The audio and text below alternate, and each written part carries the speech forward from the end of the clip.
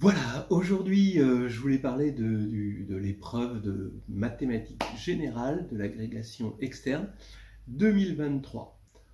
Voilà, je voulais donner un petit peu mon avis et ensuite passer à la correction de la partie, on va dire que les candidats ont pu faire, ont pu accéder et parler un petit peu du reste. Voilà, on commence à avoir des habitudes sur cette chaîne. Alors, donc mon avis sur le problème, j'aime beaucoup. Alors d'abord, je trouve qu'il coche toutes les cases, hein, voilà, et je vais un petit peu détailler ça. C'est vrai que ça fait plaisir, un problème qui coche les cases, de voir que l'agrég externe reste l'agrég externe. Voilà. On a vu avec le CAPES, on voit que le monde de l'éducation est dans une perpétuelle pente glissante. Bon, je pense que c'est clair pour tous ceux qui y travaillent de l'intérieur. Et du coup, de voir un problème comme ça, ça fait plaisir. Surtout hein, quand on compare au problème d'agrég interne, c'est le jour et la nuit. Hein, le problème d'agrég interne qui est eu en algèbre, l'épreuve 1 de cette année. Là, c'est le jour et la nuit. Là, celui-ci, d'abord, qu'est-ce qu'il est? Avant tout, la première case à cocher, c'est un bon évaluateur.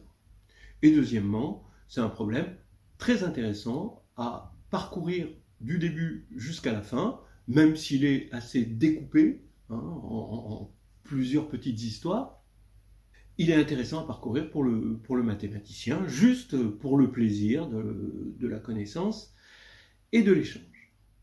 Alors d'abord, donc je disais, c'est un bon évaluateur. Il guide bien, il est clair dans ce qu'on peut admettre. Les indications sont assez subtiles. Il y a des vraies indications et puis des indications avec des petits mots qui sont utilisés ou des préliminaires qui nous engagent à prendre telle ou telle méthode. Je l'ai trouvé bien balisé. J'ai pas trouvé de coquilles. Bon. Bref, bon, pour un préparateur, juste là, je parle pas du mathématicien, je parle du préparateur. On se dit qu'on n'a pas perdu l'année. Voilà. Maintenant, il y a tout un éventail de thèmes abordés, mais chacun abordé avec douceur. On n'est pas dans le cas du marteau-piqueur, toujours sur le même élément du programme, qui est en train de taper comme ça. C'est plutôt grand éventail et doux. Voilà. Alors, il y a des groupes abéliens finis, surtout groupes cycliques, voilà, donc des caractérisations de groupes cycliques dans l'exercice 1. Ensuite, il y a des équations diophantiennes, avec le minimum de petites choses qu'on peut utiliser, c'est-à-dire calcul modulo 3, donc calcul modulaire, quoi, en gros. Un peu de lemme de Gauss, un petit peu de descente de Fermat, et encore la descente de Fermat qui n'est pas toujours connue des étudiants, c'est en dernière question, donc voilà, c'est bien. Et ensuite, on aborde l'algèbre linéaire. Alors l'algèbre linéaire, c'est un vrai festival, il y a vraiment tout.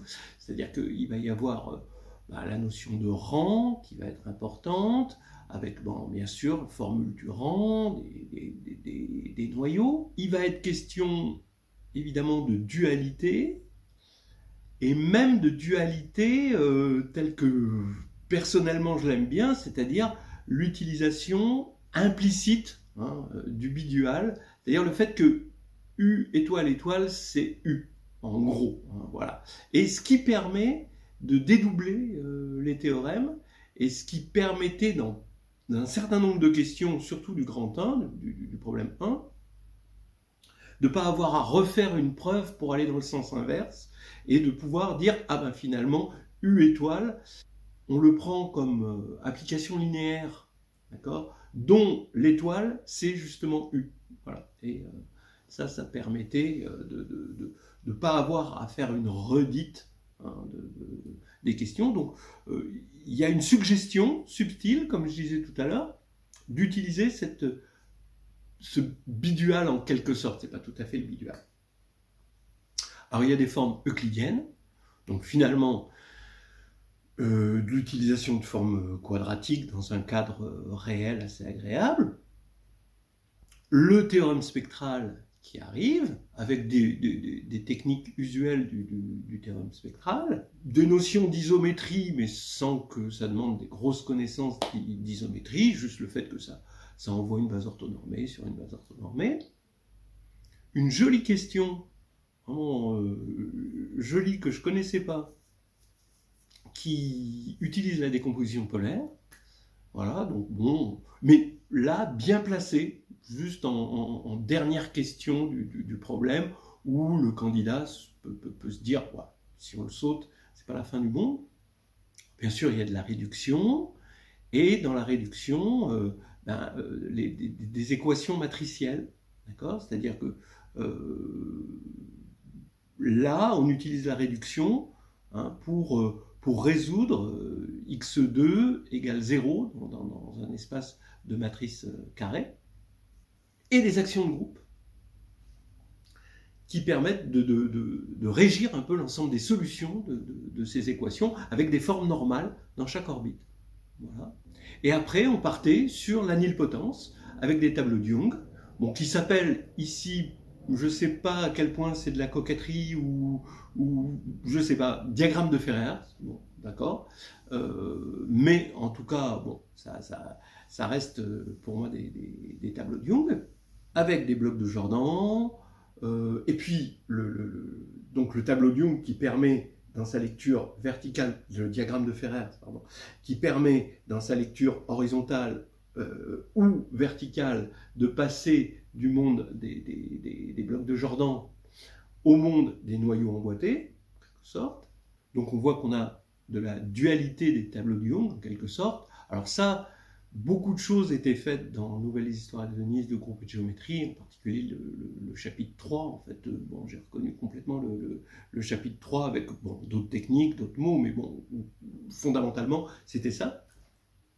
Il y avait aussi la décomposition de Dunford, qui faisait apparaître des polynômes d'endomorphisme, et cette notion de polynôme d'endomorphisme permettait de calculer des racines carrées sous forme de polynômes de la matrice, etc. Bon, c'est des choses qu'on aime voir. Et la fin, un feu d'artifice avec de la combinatoire algébrique sur corps fini, c'est-à-dire qu'on définit un certain nombre de matrices qui sont d'un certain type, et on veut calculer combien il y en a sur un corps fini. Alors ça, c'est aussi une thématique que j'aime beaucoup, très intéressante, qui ressemble à des choses que j'ai mises sur la chaîne, en particulier cette vidéo sur les sous-espaces stables, le nombre de sous-espaces stables d'un endomorphisme nilpotent sur FQ. Voilà, maintenant je vais énoncer un petit peu les résultats qui étaient diffusés dans ce problème. Dans le grand 1, c'était de la décomposition en valeurs singulières, sur R. Bon. Dans le grand 2, une résolution de l'équation m carré égale 0 dans Mn de R, et avec une décomposition cette fois-ci en ON orbite, en se servant du grand 1. Et dans chaque orbite, trouver un élément de forme normale, c'est-à-dire un élément qui a une certaine forme et dont on est sûr qu'on va le trouver dans chaque orbite et de façon unique.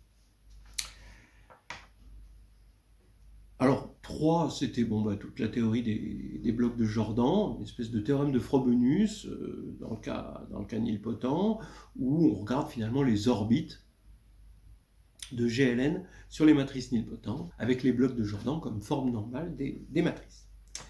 Bien, le 4. Alors là, le 4 était particulièrement original. On fait agir, on sait qu'on peut faire agir GLN de K par conjugaison sur l'ensemble des matrices nilpotentes.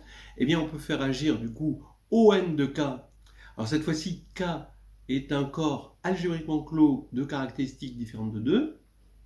Et il y a un contre-exemple à la fin quand c'est pas de caractéristiques différentes de 2. Et on fait agir ON de K sur les matrices nilpotentes symétriques. On montre alors que deux matrices nilpotentes symétriques sont GLN semblables si et seulement si elles sont ON semblables. C'est finalement un leitmotiv du problème. On a des actions de groupe sur les matrices qu'on regarde sur GLN et qu'on restreint à ON de R ou ON de K, voilà, selon le niveau. Évidemment, dans le grand 4, on est sur du ON de K, c'est un petit peu plus impliqué.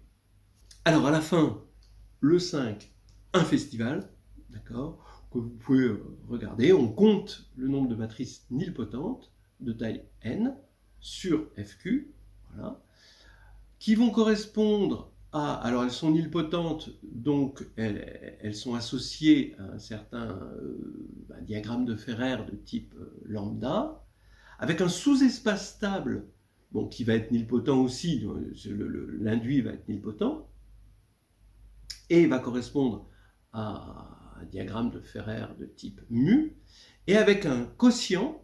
Donc, si l'espace c'est E, le sous-espace stable c'est F, le quotient c'est E sur F, où il va y avoir un endomorphisme co-induit, et qui devrait être de type nu. Et donc, on se donne lambda, mu et nu, et on veut compter tout ça sur FQ, et on va tomber sur un polynôme, et après on peut dire des choses sur son degré, voir que déjà c'est polynomial. Évidemment, c'est lié à des conjectures de Weil, c'est lié à des résultats de deux lignes de façon assez éloignée, mais là c'est fait de façon concrète et compréhensible. Évidemment, personne n'avait besoin d'aller jusque-là, il suffit de faire les exercices faisables, la partie faisable des exercices, bon, la faire, et puis faire le problème, le grand 1, et là on est vraiment, vraiment tranquille, quoi. Voilà, alors voilà, dans une prochaine vidéo, on va attaquer les exercices, puis le problème, et puis une discussion sur la fin du cours.